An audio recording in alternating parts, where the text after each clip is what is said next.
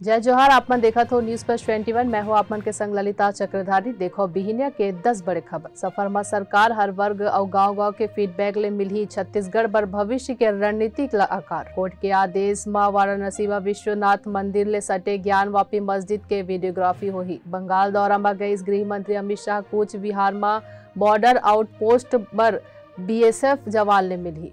UP में CM Yogi Adityanath आज अयोध्या दौरा में रही। 11:25 में करही रामलला के दर्शन। कांग्रेस नेता राहुल गांधी आज तेलंगाना के दौरा में रही।